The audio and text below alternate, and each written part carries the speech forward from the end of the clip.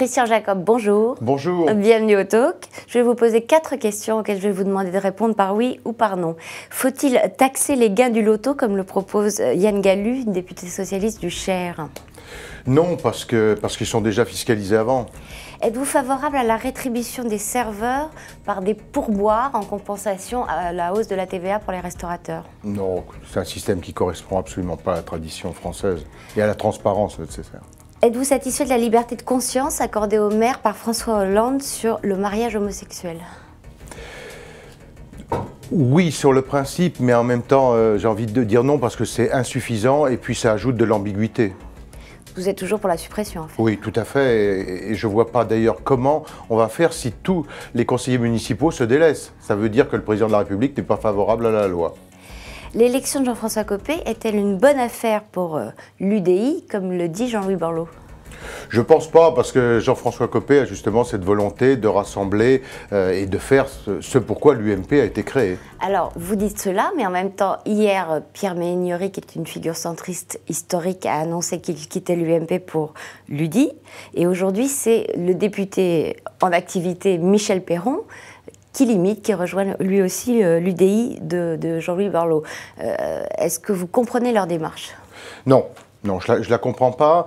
L'UMP a été créée... Ils ne vous ont pas averti? Michel Piron m'a téléphoné ce matin pour me le dire. Donc il vous a expliqué? Oui, mais au-delà de ça, l'UMP a été créée pour rassembler les 3 familles historiques de droite, les gaullistes, les libéraux, les démocrates chrétiens. Et c'est pour nous l'assurance politique de reconquête du pouvoir et d'arriver au 2e tour. D'ailleurs, je note que Pierre Méhaignerie quitte l'UMP au moment où il se retire de la vie politique et qu'il a renoncé à être candidat à quoi que ce soit. Donc, ce qui n'est pas le cas de Michel Piron. Parce qu'il sait très bien, Pierre Méhaignerie, que si on revenait aujourd'hui au RPR et à l'UDF, c'est l'assurance de ne plus être au 2e tour et de ne jamais revenir au pouvoir. Donc tout ça n'a pas de sens. Mais le raisonnement n'est pas valable pour Michel Piron, qui est député, qui veut le rester apparemment. C'est un député très proche, fidèle, ami de Pierre Méhaignerie, voilà.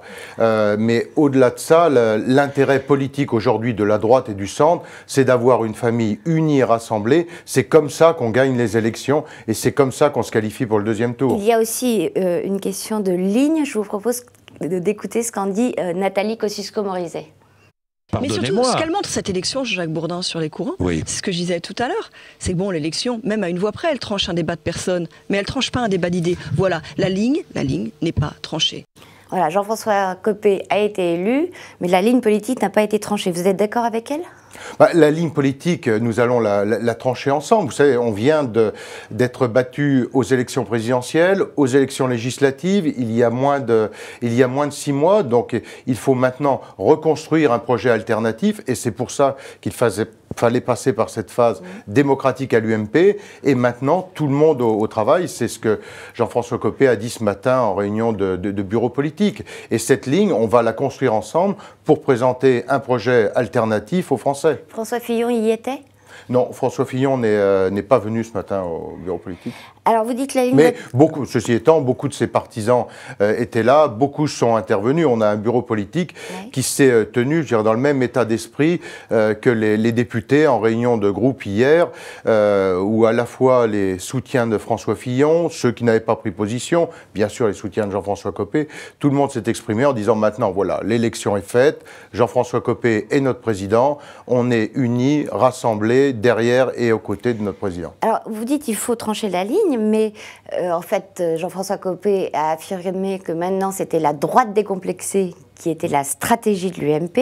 Par ailleurs, les motions auxquelles Nathalie Kosciusko-Morizet vient de faire allusion ont été soumises au vote des militants. Et c'est aussi une motion très proche de la droite décomplexée, celle de la droite forte, qui a gagné. Alors, est-ce qu'il y a un changement de ligne à l'UMP? Non, mais cette ligne, vous savez, l'UMP, encore une fois, c'est trois familles historiques de la droite, hein, les gaullistes, les libéraux, les démocrates chrétiens. Est-ce que l'une des familles est en train de prendre l'avantage sur les autres? Non, parce que quand on regarde en fait à quelques points près, entre les 3 motions qui arrivent en tête, c'est la droite forte, la droite sociale et les humanistes.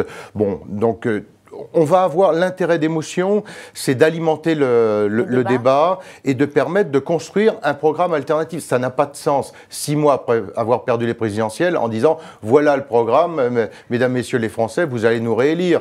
Il faut maintenant montrer, d'ailleurs, on le voit en ce moment, les failles de la gauche avec une majorité qui explose. Jamais on a vu un gouvernement se faire mettre en minorité 6 mois après son élection par sa propre majorité. Ça vient d'arriver à 2 reprises. Donc c'est à nous de construire un programme alternatif, un projet alternatif, et ça, on le fait.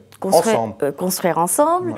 François Fillon a refusé le poste de vice-président de l'UMP que lui offrait Jean-François Copé. Comment allez-vous convaincre les fillonistes de réintégrer l'équipe dirigeante ? Écoutez, ils vont la réintégrer, il n'y a pas de problème. D'ailleurs, Valérie Pécresse était ce matin. Non, attendez. Valérie Pécresse était d'ailleurs ce matin au bureau politique.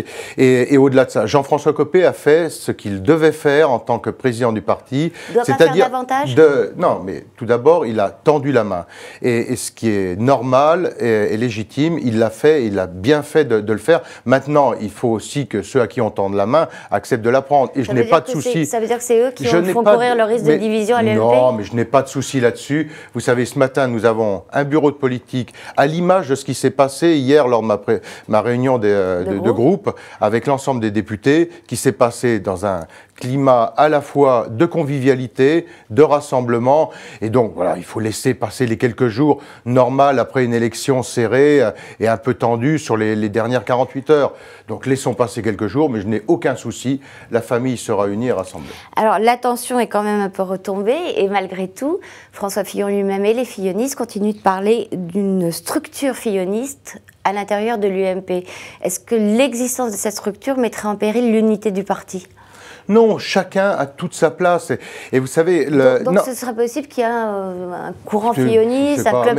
Mais je pense que l'intérêt d'Émotion, justement, c'est de ne pas faire ce que le PS a fait avec des courants. Le PS a explosé sur ces courants. Donc il ne faut pas faire ces erreurs-là. Il faut au contraire avoir, c'était l'idée d'Émotion, de rassembler sur des idées, débattre, et non pas sur des courants avec des personnes où chacun veut continuer le débat de personne. Donc il faut sortir de cela. Tout le monde a sa place à l'UMP, tout le monde va la trouver, et le temps d'ailleurs, ce qu'a dit Jean-François Copé, on se donne un peu de temps, l'équipe sera composée en janvier, ça permet effectivement de voir tout le monde. Et il n'y a pas de raison que l'ambiance et la bonne ambiance et la convivialité qui se passe au groupe, on n'ait pas la même chose au parti, donc je ne suis pas inquiet. Vous donnez l'exemple. Dernière question, elle sera brève. La liste des fraudes dont les fillonistes s'estiment victimes pour l'élection du président de l'UMP a été rendue publique. Est-ce qu'on doit s'attendre à la publication de la liste des fraudes dont les copéistes s'estiment victimes ? Tout d'abord, il y a un certain nombre d'irrégularités qui ont été constatées par la commission de contrôle. Irrégularité ne veut pas nécessairement dire fraude. Je pense que la commission a statué à l'unanimité. Ça veut dire que la liste est fausse ? Non, mais ça veut dire simplement que l'élection est faite, tout le monde en a pris acte, qu'il y a une avance indiscutable de Jean-François Copé.